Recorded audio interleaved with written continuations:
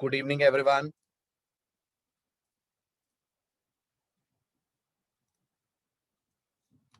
Good evening, everyone. Am I audible? Can you hear me?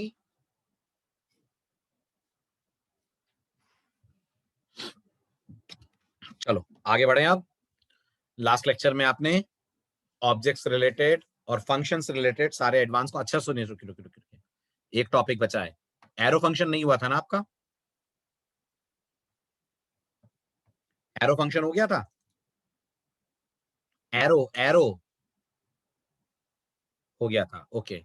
और for each शायद नहीं हुआ था, है ना? हाँ। तो पहले अपन फॉर ईच पढ़ लें, फिर अपन चलते हैं प्री डिफाइंड ऑब्जेक्ट्स की तरफ। चलिए आगे बढ़ते हैं। अब आपको याद होगा मैंने आपसे कहा था कि जेएस के अंदर आपको इटरेट करने के जेएस मल्टीपल तरीके देती है, राइट? अगर आपको याद हो तो आप बताइए, अभी तक आपने एरे पे कौन कौन से लूप्स चला लिए? अभी तक आपने एरे पे कौन कौन से लूप चला लिए हैं जावास्क्रिप्ट के अंदर? Very good. आपने एरे के ऊपर रेगुलर फॉर चलाया, आपने एरे के ऊपर फॉर इन चलाया, आपने एरे के ऊपर फॉर ऑफ चलाया। ठीक है, सबसे पहले हम बात रेगुलर फॉर की करते हैं। तो अगर मेरे पास एक एरे है, मान लीजिए, जिसके अंदर एबीसी स्टोर्ड है, और मैं आपसे कहता हूं मुझे इस एरे का सारा डेटा स्क्रीन पे प्रिंट करके दिखाइए या कंसोल पे प्रिंट करके दिखाइए, तो आप इस काम को करने के लिए एक रेगुलर वे तो लेते हैं। वो कुछ ऐसा होगा, i equal to 0, i less than ranks dot length, i plus plus, और कंसोल डॉट लॉग से आप रैंक्स की हर वैल्यू को स्क्रीन पे कर देंगे डिस्प्ले। सही कह रहा हूं? ठीक। अब जावास्क्रिप्ट आपको इसी काम को करने का इससे भी सिंपल एक तरीका प्रोवाइड करती है। फॉर इन से भी सिंपल, फॉर ऑफ से भी सिंपल। क्या है वो तरीका और क्या है उसका नाम, ये बताइए। जावास्क्रिप्ट में एरेज ऑब्जेक्ट्स हैं। Are arrays objects in JavaScript? Yes. तो याद रखिएगा, जावास्क्रिप्ट में हर एरे के पास एक स्पेशल मेथड होता है। कौन होता है? मेथड होता है। क्या नाम होता है उस मेथड का? उस मेथड का नाम होता है फॉर ईच। ये हर एरे ऑब्जेक्ट के पास अवेलेबल एक मेथड है। आप दिमाग लगाइए, अगर ये हर एरे का मेथड है तो ये एरे ऑब्जेक्ट के नाम के साथ डॉट लगा के कॉल होता होगा। यस, ये एरे ऑब्जेक्ट के नाम के साथ डॉट लगा के कॉल होता है। ओके। क्या करता है, कितने आर्गुमेंट लेता है, जरा ध्यान से देखिए और बताइए कितने आर्गुमेंट लेता है। Everyone please respond. कितने आर्गुमेंट लेता है? शाबाश मनीष, ये आपसे 2 आर्गुमेंट लेता है। ओके। इन 2 आर्गुमेंट में पहला आर्गुमेंट क्या होता है? इन 2 आर्गुमेंट में पहला आर्गुमेंट क्या होता है? इन 2 आर्ग्यूमेंट्स में पहला आर्ग्यूमेंट एक फंक्शन की बॉडी होती है, फंक्शन का लॉजिक होता है, मतलब पूरा कोड। यस, पूरा का पूरा कोड होता है। पहला आर्ग्यूमेंट आप पूरा का पूरा फंक्शन का कोड पास कर सकते हैं। ठीक है, तो यही कोड पास करना पड़ेगा या नाम से भी काम चल जाएगा? नाम से भी काम चल जाएगा, प्रोवाइडेड फिर आप फंक्शन को अलग से डिफाइन करें। नाम से भी काम चल जाएगा, प्रोवाइडेड आप फंक्शन को अलग से डिफाइन करें। ओके, अभी मैं ये पैरामीटर्स के बारे में कुछ नहीं बोल रहा हूं, अभी सिर्फ ध्यान से सुनिए। आपको यहाँ फंक्शन का पूरा पूरा कोड पास करना पड़ेगा। जो सेकंड आर्गुमेंट आप देख रहे हैं वो ऑप्शनल आर्गुमेंट है, राइट? आप दे तो आपकी इच्छा, आप ना दे तो आपकी इच्छा। यहाँ अगर आप कोई सेकंड आर्गुमेंट लिखते हैं तो ये वैल्यू अपने आप में किसको रिप्रेजेंट करेगी? ये वैल्यू अपने आप में दिस को रिप्रेजेंट करेगी। समझ रहे हैं मेरी बात? ये वैल्यू अपने आप में दिस को करेगी, तो इसको कोई यूज करना प्रेफर नहीं करता।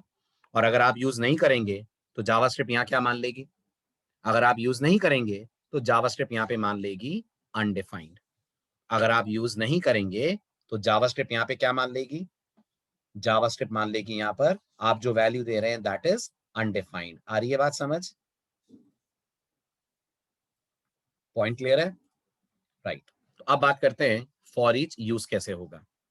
तो जवाब है, अगर मैं इस पर्टिकुलर एरे के लिए आपको फॉर ईच चलाने को बोलूं, ध्यान से देखिएगा तो फॉर ईच कैसे आप इसके लिए चलाएंगे।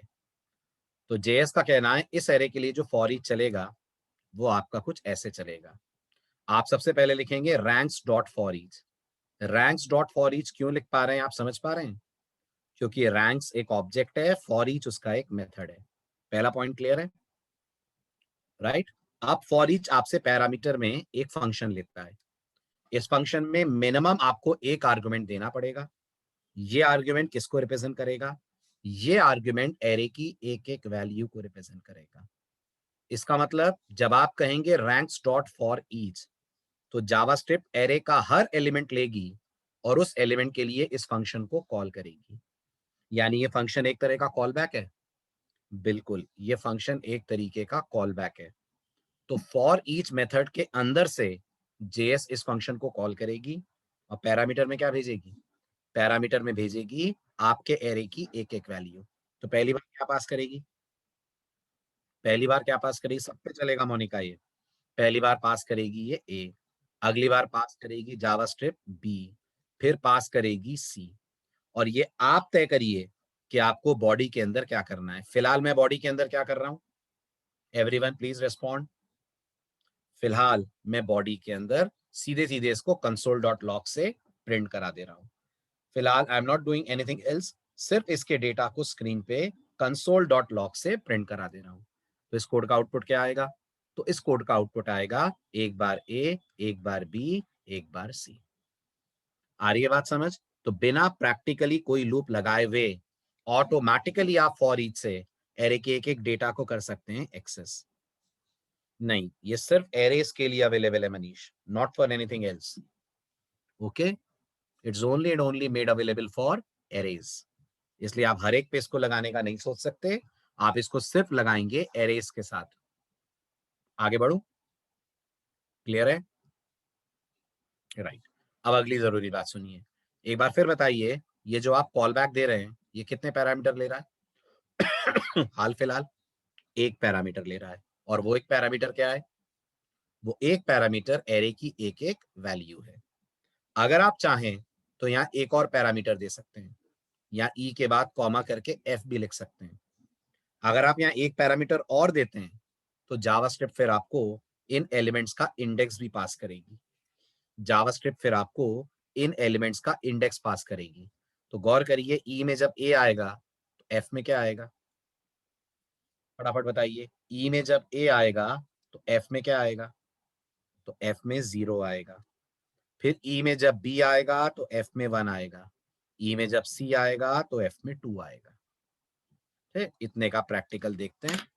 पहले सिंगल वैल्यू के साथ देखते हैं, फिर दो वैल्यूज के साथ देखते हैं।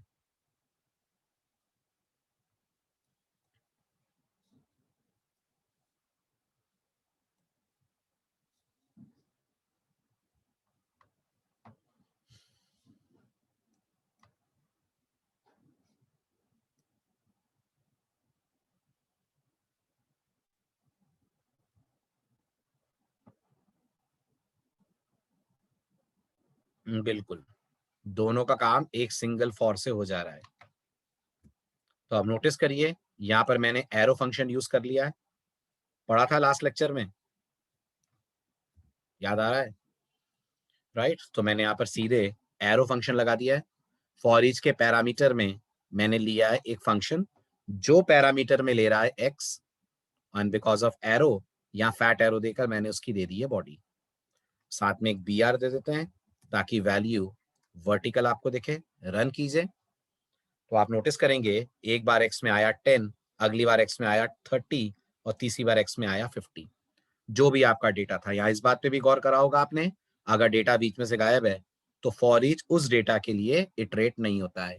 ये भी नोटिस करा, बिल्कुल फॉर इन की तरह।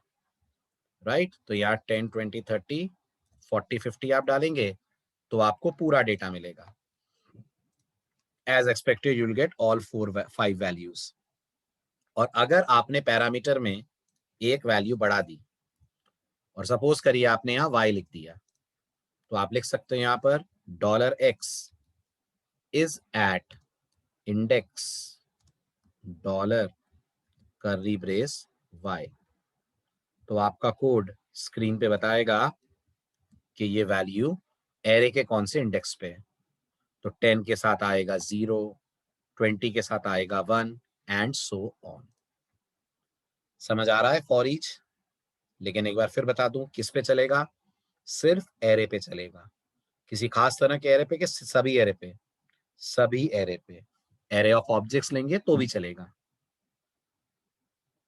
अनडिफाइंड के इंडेक्स, अनडिफाइंड के लिए कॉल ही नहीं होगा ना मनीष, तो इंडेक्स कहां से दिखेगा?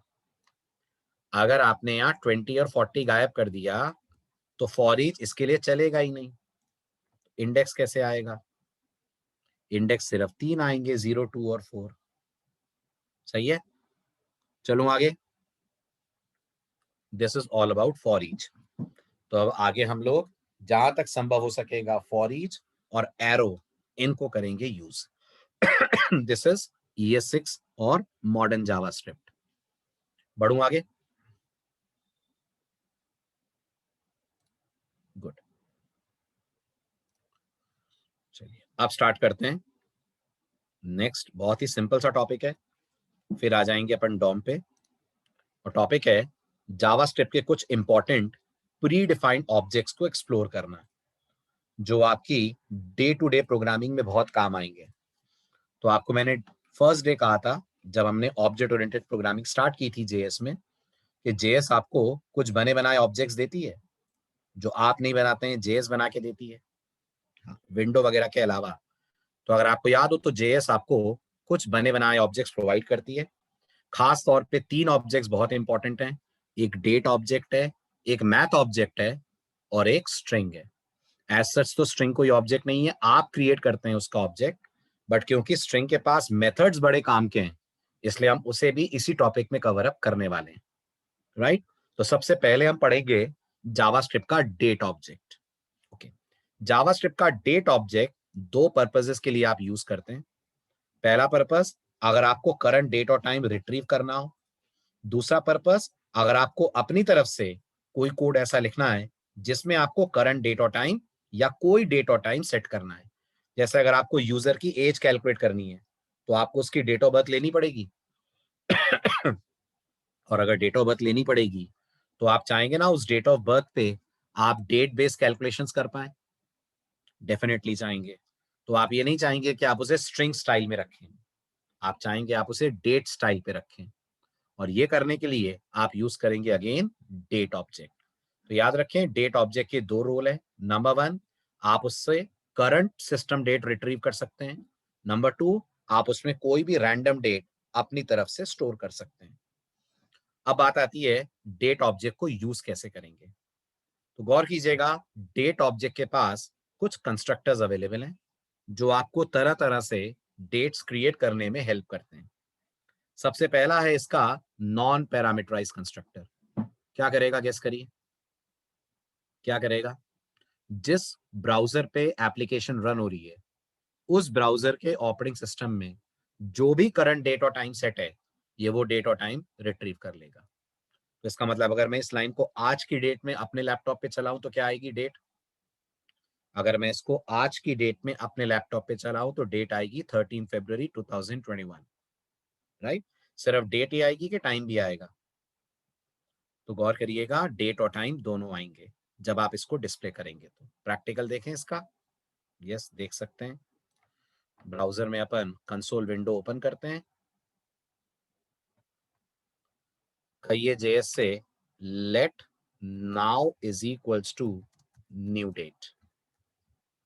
राइट, ये लाइन लिखिए और प्रिंट करिए कंसोल डॉट लॉग से नाउ को। जैसे ही आप console dot log now dot to string करेंगे,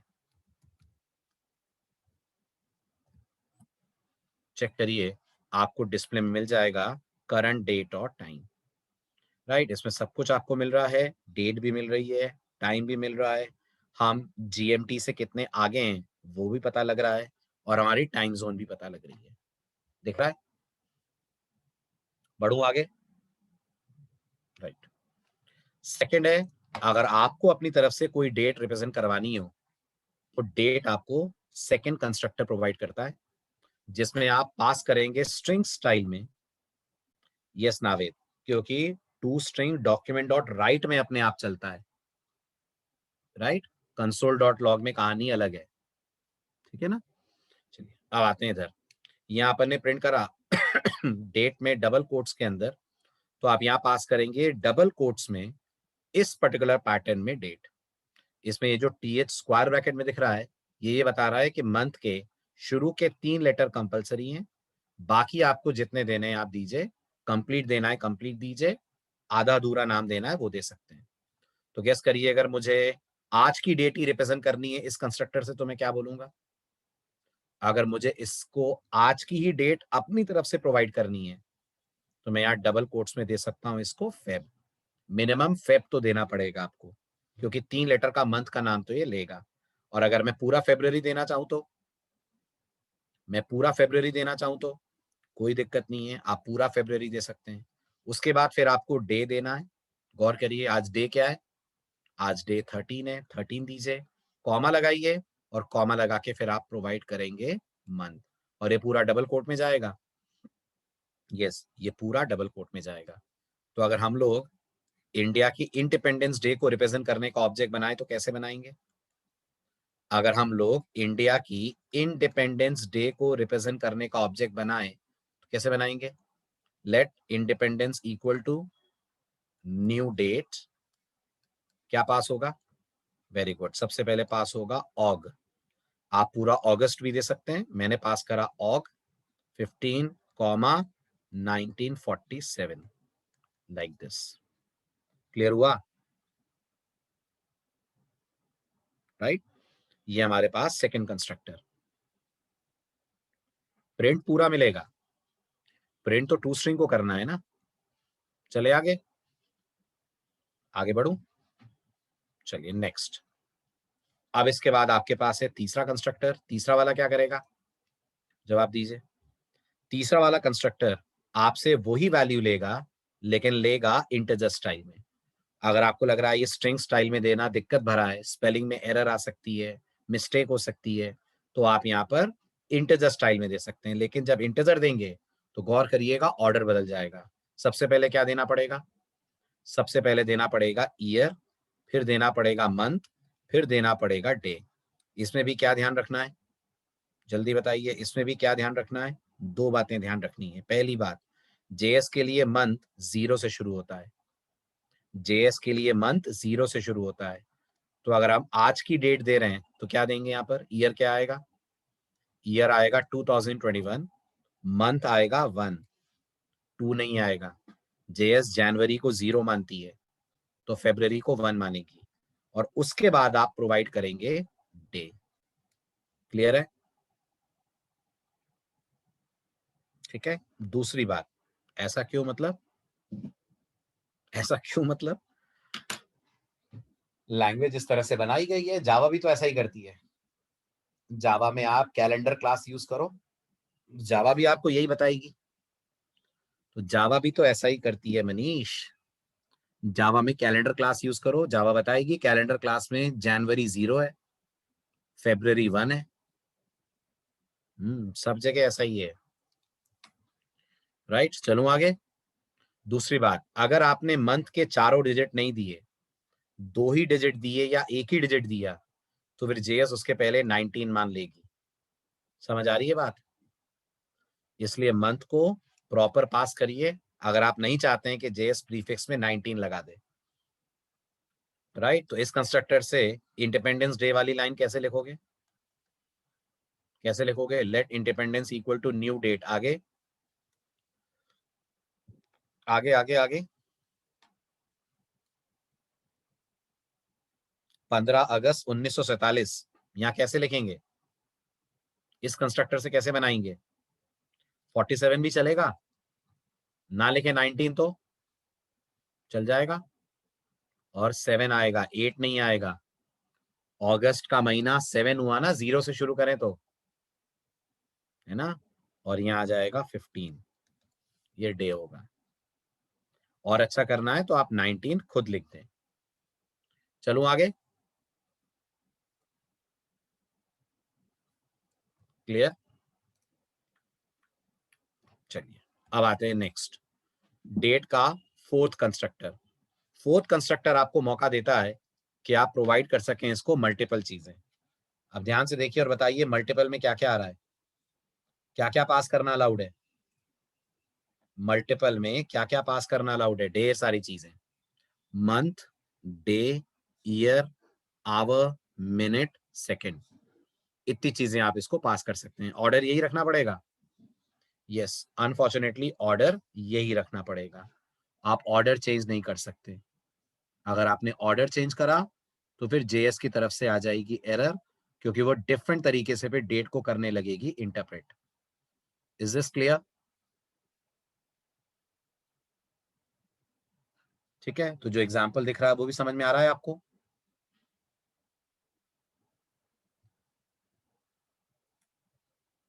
गुड।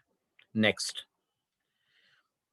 इसी लाइन को लिखने के लिए अगर आप स्ट्रिंग की तरह रिप्रेजेंट नहीं करना चाहते हैं, आप चाहते हैं डेट को आपका प्रोग्राम रिप्रेजेंट इंटीजर्स के फॉर्म में करे with hour, minute and second, तो आप ये 6 आर्गुमेंट वाला कंस्ट्रक्टर ले सकते हैं, जिसमें पहले की तरह ईयर, मंथ, डे तो पास कर ही रहे, साथ में आप आवर, मिनट और सेकंड भी पास कर सकते हैं।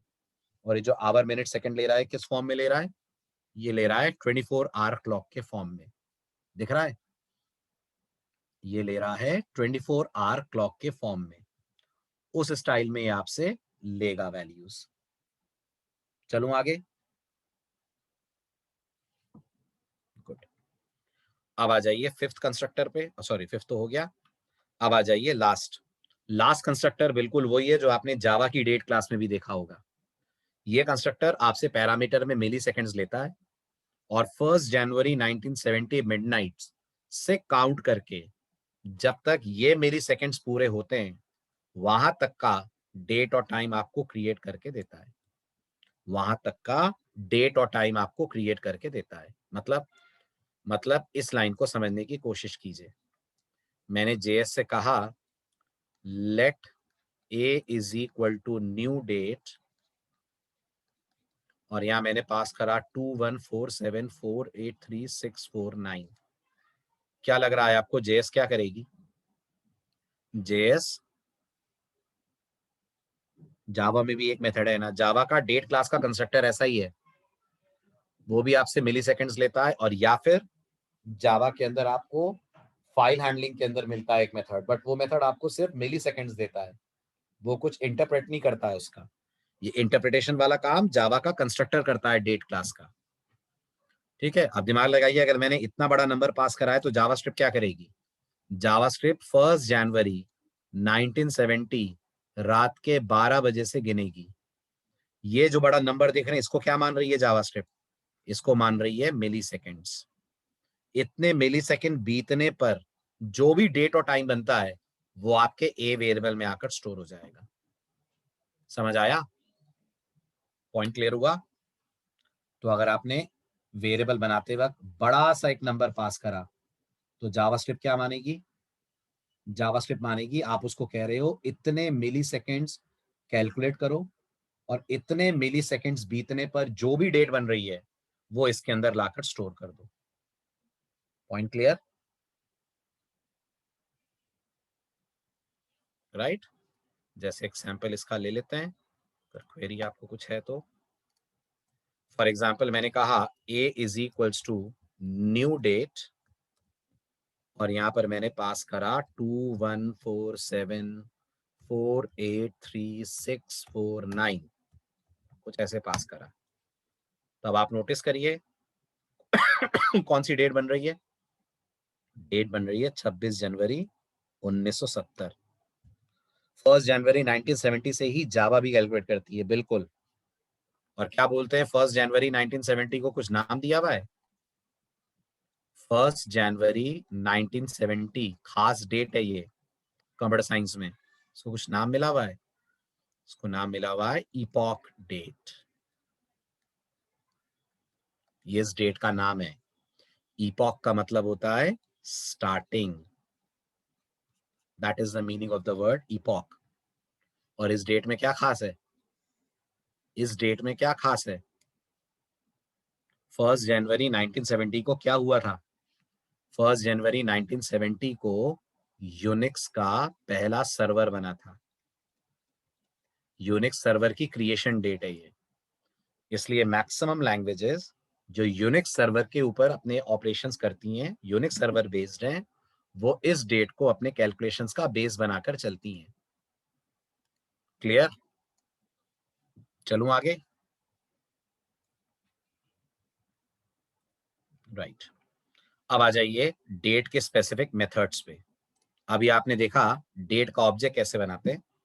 अब हम बात करते हैं अगर हमारे पास डेट का ऑब्जेक्ट है और उसमें से हमें कुछ डेटा निकालना हो तो कैसे निकालेंगे। तो जेएस आपको बहुत सारे मेथड्स देती है जो डेट ऑब्जेक्ट से आप कॉल कर सकते हैं। पहला मेथड है गेट डेट। अंदाजा लगाइए क्या रिटर्न करेगा। अंदाजा लगाइए क्या रिटर्न करेगा। रिटर्न करेगा डेट में से डेट वाला पोर्शन। डेट वाला पोर्शन आ रही है बात समझ। डेट वाला पोर्शन का मतलब समझ रहे हैं।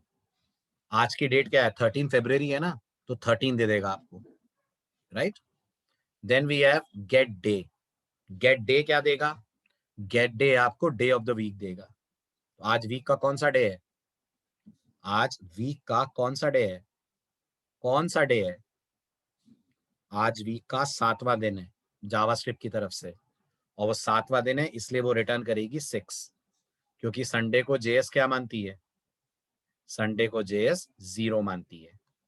तो जेएस के लिए वीक स्टार्ट होता है संडे से 0 और खत्म किस पे होता है, खत्म होता है सैटरडे पे यानी 6। इसलिए आज के लिए अगर हम कैलकुलेट करें तो will get 6। Then get full year क्या मिलेगा, साल के चारों डिजिट मिलेंगे जो भी डेट ऑब्जेक्ट में स्टोर्ड है। गेट मंथ क्या देगा, मंथ का नंबर देगा, कहां से कहां के बीच में, 0 से 11 के बीच में। Then get hours, get minutes and we have get seconds. इन सब के अलावा डेट क्लास ने भी, डेट ऑब्जेक्ट ने भी सॉरी, टू स्ट्रिंग मेथड को कर रखा है ओवरराइड। आप अगर इसे कॉल करते हैं तो ये अपने तरीके से डेट को फॉर्मेटेड वे में रिटर्न करेगा। उसमें क्या क्या शामिल होगा, उसमें शामिल दिन होगा, महीना होगा, तारीख होगी, साल होगा, टाइम होगा और जीएमटी से आपके टाइम जोन का डिफरेंस होगा। क्लियर? चलो अब एक चैलेंज दूं छोटा सा, कैन यू ट्राई। चलो करो। यूजर से उसकी डेट ऑफ बर्थ लेनी है, ओके, और ये बताना है वो कौन सा दिन था जिस दिन यूजर की बर्थ हुई। क्वेश्चन क्लियर है मेरा। यूजर से डेट ऑफ बर्थ लेनी है और दिन बताना है, संडे था कि मंडे था कि ट्यूसडे था। और थोड़ा सा इंपॉर्टेंट कर दूं चैलेंज, चैलेंज ये है कि आपको ना इफ लगाना है, ना स्विच लगाना है, ना टर्नरी लगाना है। क्वेश्चन क्लियर है? रन करके दिखाऊं क्या चाह रहा हूं मैं। देखिए मुझे क्या आउटपुट चाहिए देख लीजिए पहले। प्रोग्राम रन होगा, यूजर से कहा जाएगा, सॉरी, यूजर से कहा जाएगा अपनी डेट ऑफ बर्थ इनपुट करो। राइट, ये एक बटन है, बटन क्लिक पे एक डायलॉग बॉक्स आया, यूजर से मांग रहे हैं पहले मंथ, फिर डे, फिर ईयर। क्लियर है? आपको अपनी डेट ऑफ बर्थ का डे याद है किसी को आप में से? बताओ मनीष, मंथ बताओ, मंथ मंथ 05 मतलब मई मानू ना। राइट, मई हो गया 29 कॉमा 2001। ओके, क्या दिन था उस दिन, क्या था उस दिन तुम्हारे हिसाब से, ट्यूसडे था। यस, तो ये चाहिए आउटपुट। क्लियर? जैनेन्द्र की भी चेक कर लेते हैं। जैनेन्द्र इज 8/11/2000। ओके, 8/11 मतलब नवंबर, right, November followed by 8 comma 2000। क्या था जैनेन्द्र उस दिन, सैटरडे। गलत, तुम्हें ध्यान ही नहीं है, सैटरडे नहीं था, जावास्क्रिप्ट के हिसाब से वेंसडे था। कोई और जिसको याद हो करेक्ट डेट। लो तुम मुझसे पूछ रहे हो, ओके सर, लो तुम्हें पता होना चाहिए। भूल गए। ओके, कोई और जिसको एग्जैक्टली याद हो? आशा, 16/9/2000 सैटरडे। ठीक है, 9 मतलब सितंबर। सितंबर 16 2000 सैटरडे था। Yes, Saturday. तो अब ये चाहिए मुझे कोड, लेकिन शर्त आपने सुनी ना? सबसे इंपॉर्टेंट शर्त सुनी कि नहीं?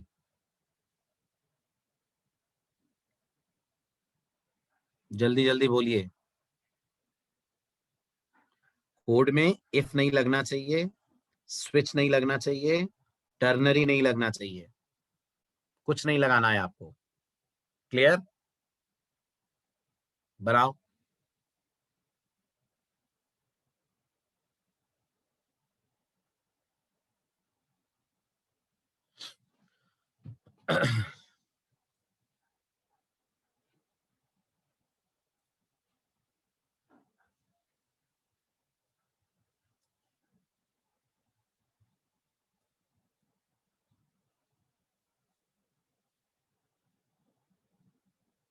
मेरा वाला मनीष, मेरा वाला फ्राइडे था।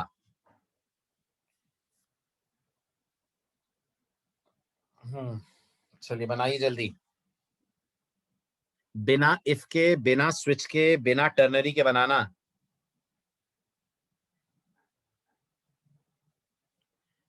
ये रहे मेथड्स जो आपको यूज करने पड़ सकते हैं।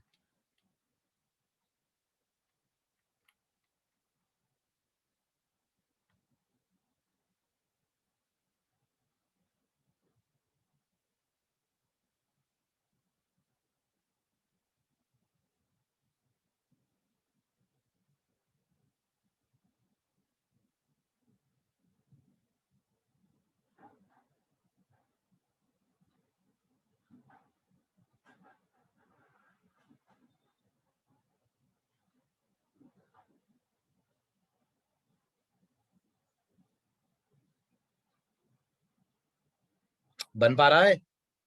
वेट करूं?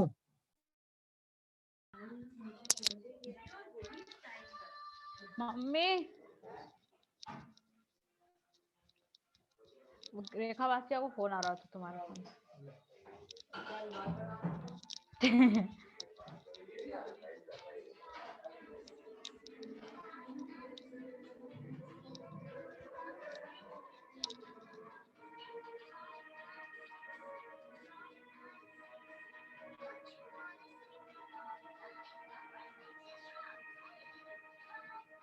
आपने जिस व्यक्ति को कॉल किया है वो अभी दूसरे कॉल पर व्यस्त है। कृपया प्रतीक्षा करें या कुछ समय पश्चात प्रयास करें। The person you have called is speaking.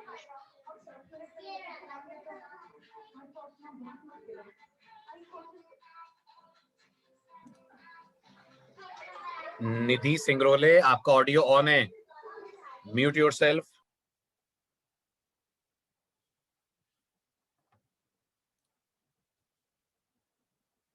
Code बना?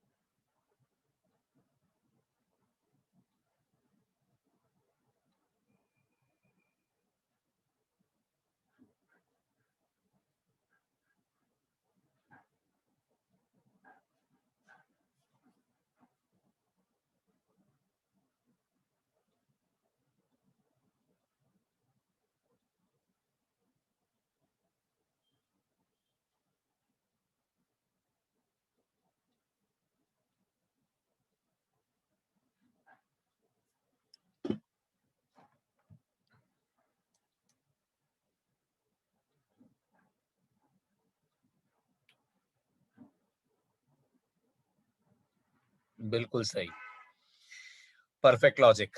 इस काम को करने का सिंपलिस्टिक वे है, सारे दिनों को एक एरे में डाल लीजिए। चेक करिए, सबसे पहले आपने यूजर से उसकी डेट ऑफ बर्थ ली, डेट ऑफ बर्थ को एक स्ट्रिंग में रखा और फिर न्यू डेट से स्ट्रिंग को कन्वर्ट कर दिया आपने डेट ऑब्जेक्ट में। उसके बाद आपने एक एरे लिया जिसमें सारे दिन एक बाय एक करके आपने स्टोर कर लिए। अब आप अगर लॉजिक से रिलेट कर पा रहे हो तो बताएं, संडे का इंडेक्स क्या है? 0। मंडे का इंडेक्स है 1। अब अपन ने जो यूजर से डेट ऑफ बर्थ ली थी कॉल करा उसका गेट डे। अभी आपने पढ़ा गेट डे वीक का डे रिटर्न करता है, राइट? तो गेट डे या तो रिटर्न करेगा 0 मिनिमम और या रिटर्न करेगा 6 मैक्सिमम। इस 0 to 6 में 0 हुआ तो संडे आएगा, 1 हुआ तो मंडे आएगा, 2 हुआ तो ट्यूसडे आएगा। अकॉर्डिंगली वो वैल्यू हो जाएगी प्रिंट। समझ में आया?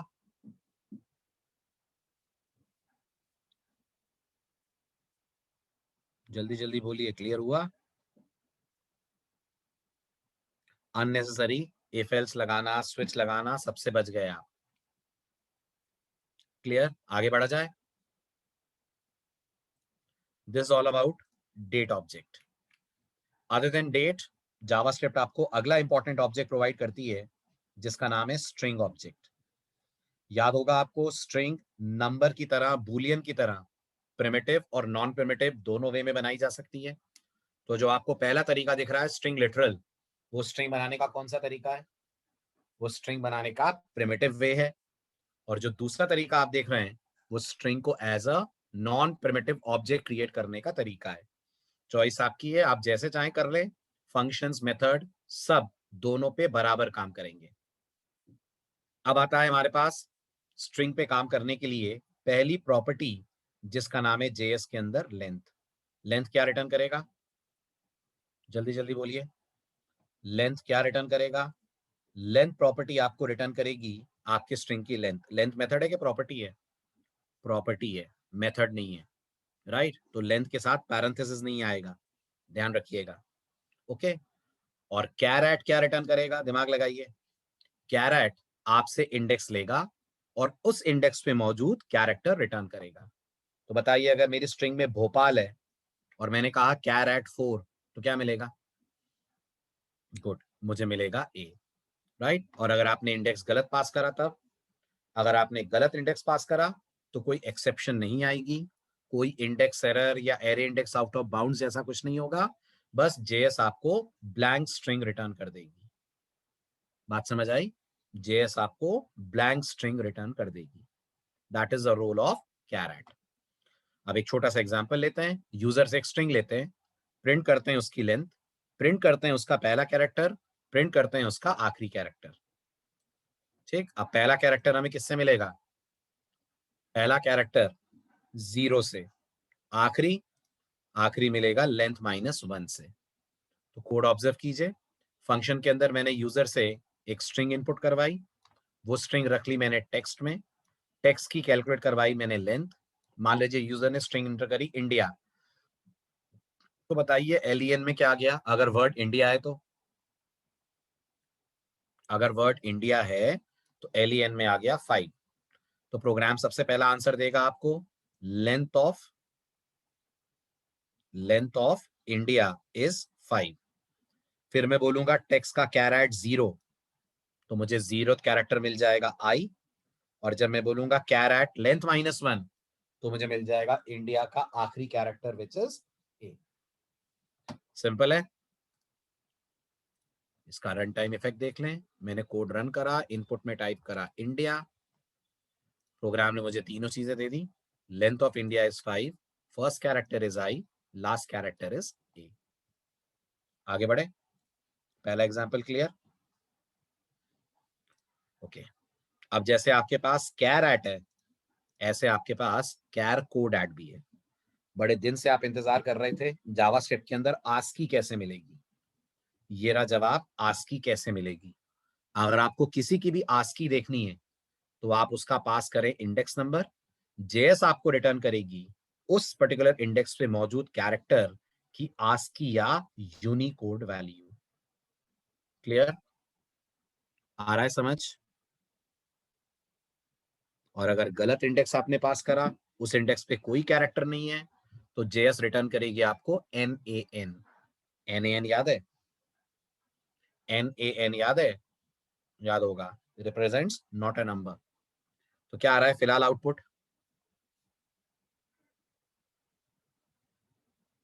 बोलिए बोलिए बोलिए। गलत नावेद, 97 स्मॉल ए है ना, so will get 97, right.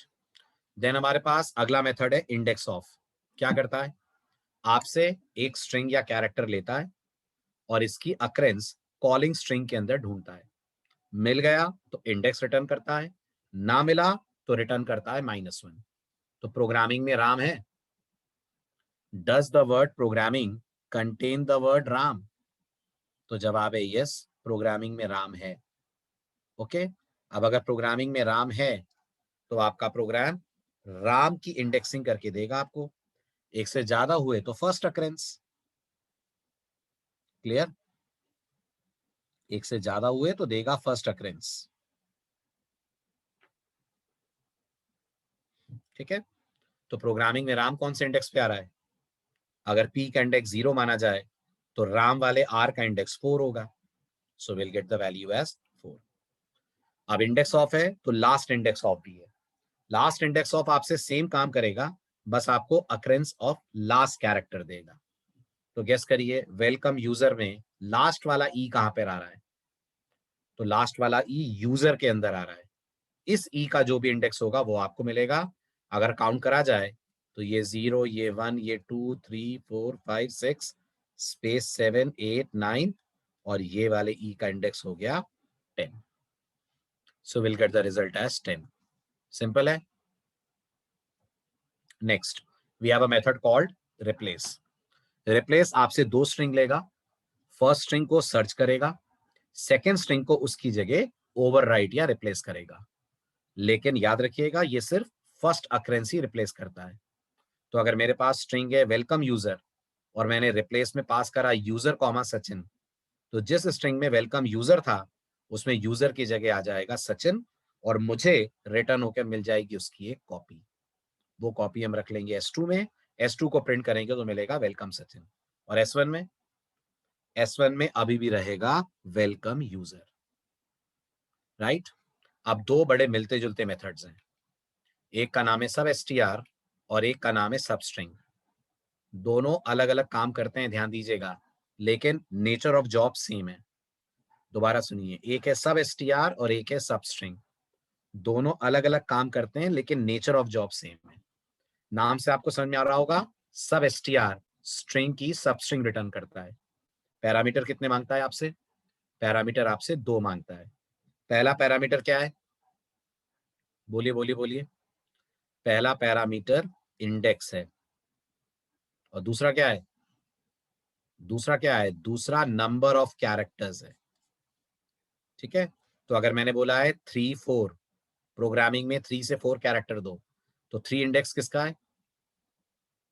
0, 1, 2, 3, 3 index जी का है। जी से 4 कैरेक्टर उठाएं तो क्या बनेगा? जी से 4 कैरेक्टर उठाएं तो ग्राम बनेगा, तो आपको वैल्यू मिल जाएगी ग्राम। इसी तरह से एक और मेथड है, उसका नाम है सबस्ट्रिंग। बस उसका जो सेकंड आर्गुमेंट है वो एंड इंडेक्स है। इसका सेकंड आर्गुमेंट क्या है? इसका सेकंड आर्गुमेंट लेंथ है। उस मेथड का सेकंड आर्गुमेंट क्या है? उस मेथड का सेकंड आर्गुमेंट एंड इंडेक्स है। मेथड का नाम है सबस्ट्रिंग। तो बताइए, अगर मैं सबस्ट्रिंग कॉल करता हूं और मुझे ग्राम चाहिए तो क्या पास करूं? पहला इंडेक्स क्या पास होगा S1 डॉट सबस्ट्रिंग में? 3। दूसरा पास होगा 7। 7 क्यों, 6 क्यों नहीं? 7 इसलिए क्योंकि किसी भी दूसरी लैंग्वेज की तरह आप जो पास करेंगे ये उसके एक पहले रुक जाएगा। तो आप 7 देंगे तो ये कहां रुकेगा? तो ये 6 पे रुकेगा। जावा भी ऐसा ही करती है, यस। पाइथन भी ऐसा ही करती है, यस। क्योंकि इन सब में इंडेक्स शुरू कहां से होते हैं? इन सब में इंडेक्स शुरू 0 से होते हैं। जिन लैंग्वेजेस में इंडेक्स 0 से शुरू होता है वो एंड इंडेक्स -1 पे ही रुक जाते हैं, सबस्ट्रिंग जैसे केसेस में। चले आगे, आगे समझ सब str और सबस्ट्रिंग दोनों के बीच का अंतर। फाइन। नेक्स्ट है टू अपर केस, रिटर्न करेगा आपके स्ट्रिंग ऑब्जेक्ट का टोटल अपर केस वर्जन, और टू लोअर केस रिटर्न करेगा स्ट्रिंग ऑब्जेक्ट का टोटल लोअर केस वर्जन। चलो आगे, क्लियर है सब?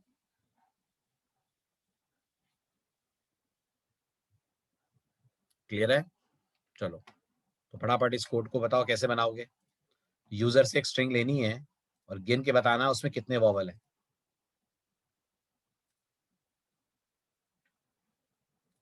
बन जाएगा?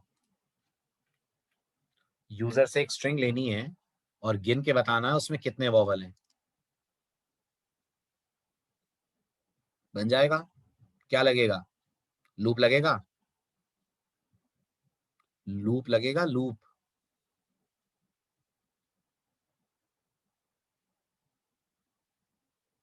लगेगा? Very good. और पहचानोगे कैसे कि जो कैरेक्टर आ रहा है वो वॉवल है? एक एक कैरेक्टर कैसे निकालोगे? स्ट्रिंग से एक एक कैरेक्टर कैसे एक्सट्रैक्ट करोगे? वेरी गुड, कैरेट से। फिर कैरेट जो वैल्यू देगा उसे आप इफ या स्विच लगा के कंपेयर कर लोगे। कर लोगे? ठीक है, अगर वो ए ई आई यू से मैच करी तो आपका काउंटर इंक्रीमेंट कर देना, बाहर आकर प्रिंट कर देना काउंटर की वैल्यू। हो जाएगा? ठीक। अब आइए लास्ट ऑब्जेक्ट। लास्ट ऑब्जेक्ट जो आपके काम आएगा आगे वो है मैथ ऑब्जेक्ट। जैसा नाम बता रहा है, इसके पास ढेर सारे मैथमेटिकल प्रॉपर्टीज और मैथमेटिकल मेथड्स हैं जो आप अपने कोड में यूज कर सकते हैं। कौन कौन? इसके पास पहला मेंबर है पाई। क्या रिटर्न करता है ये रिटर्न करेगा पाई मेंबर की या मैथ्स के पाई की वैल्यू। ठीक है, एक्सेस मैथ डॉट पाई करके क्यों कर रहे हैं? स्टैटिक है इसलिए। मैथ डॉट पाई क्यों कह रहे हैं? क्योंकि ये स्टैटिक है। तो जवाब है नहीं, स्टैटिक नहीं है, ये एक प्रॉपर्टी है और मैथ एक ऑब्जेक्ट है। तो याद कीजिए, आपने माई कार ऑब्जेक्ट बनाया था तो माई कार डॉट मॉडल कहते थे ना आप, बस वैसा ही है यहाँ पर math dot pi. Okay, and as you can expect pi कैसी प्रॉपर्टी है? Pi nature wise const property है। तो हम पाई बदल पाएंगे? पाई की वैल्यू चेंज करना अलाउ करेगी जेएस? नहीं करेगी। याद कीजिए, जेएस में जब कोई चीज कॉन्स्ट होती है तो आप उसे यूज करिए, एक्सेस करिए, बट आप उसकी वैल्यू को किसी भी कॉस्ट पे चेंज नहीं कर सकते। क्लियर है?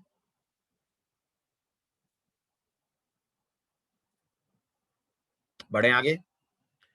जैसे पाई है बिल्कुल वैसे आपके पास एक और प्रॉपर्टी है जो आपको यूलर्स कांस्टेंट देती है और प्रॉपर्टी का नाम है ई। ये लिखेंगे तो आपको यूलर्स कांस्टेंट की वैल्यू मिल जाएगी by writing math dot E. इन्हीं दोनों की तरह एक तीसरा कांस्टेंट भी है, उसका नाम है SQRT2। वो क्या देगा? वो आपको रिटर्न करेगा 2 का स्क्वायर रूट।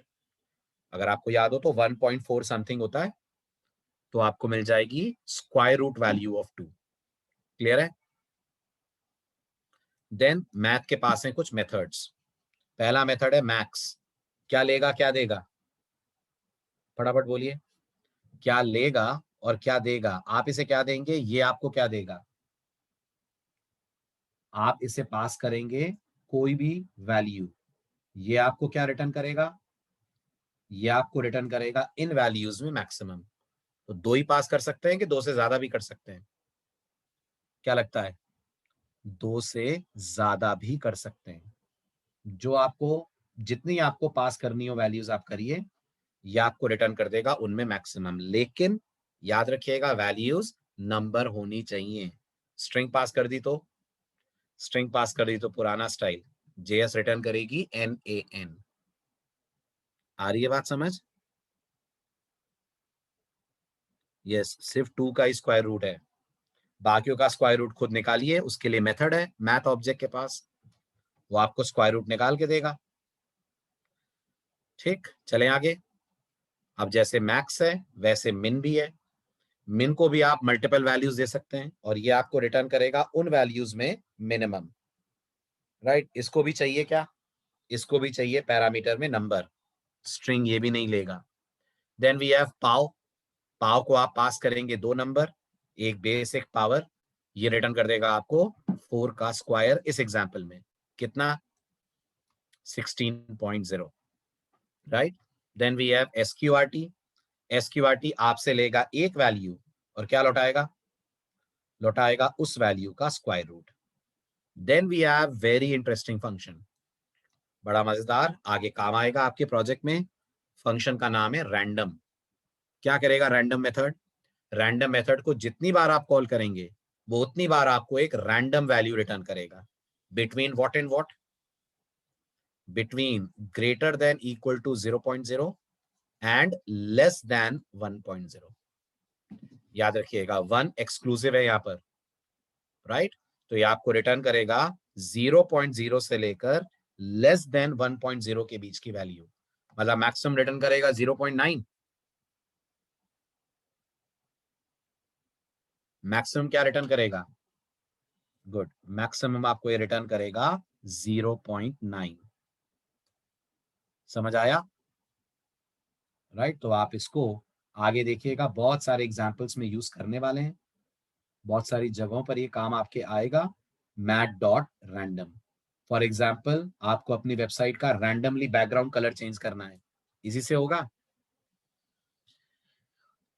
इसी से होगा, राइट। मनीष आप कुछ पूछ रहे हो, 1 to 100 के बीच में चाहिए, जैनेन्द्र तो लॉजिक लगाओ। नहीं मनीष, एरे में कुछ भी करना है तो आप एरे के मेथड्स यूज करें या अपना लॉजिक लगाएं। मैथ का मैक्स और मिन सिर्फ नंबर लेंगे, एरे पास करोगे तो फिर क्या देगा NaN, राइट। चलूं आगे,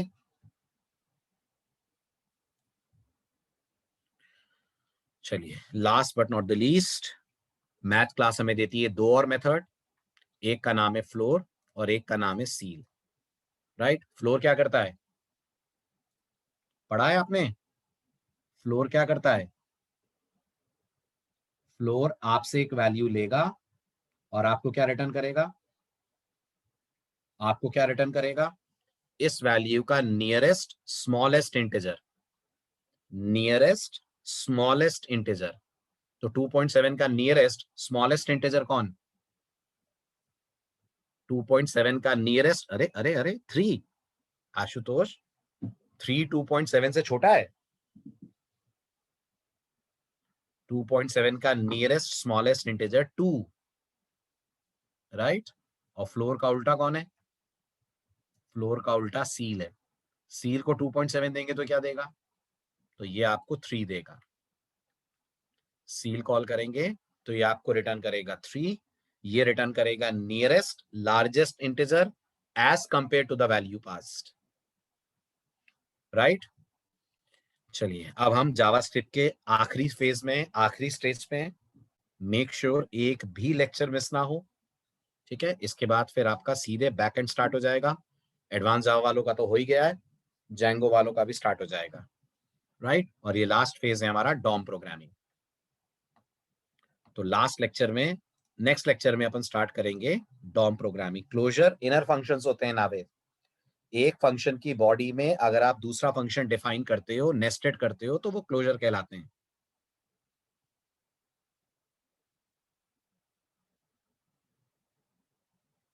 ओके चलिए तो मिलते हैं नेक्स्ट लेक्चर में, बाय बाय, टेक केयर।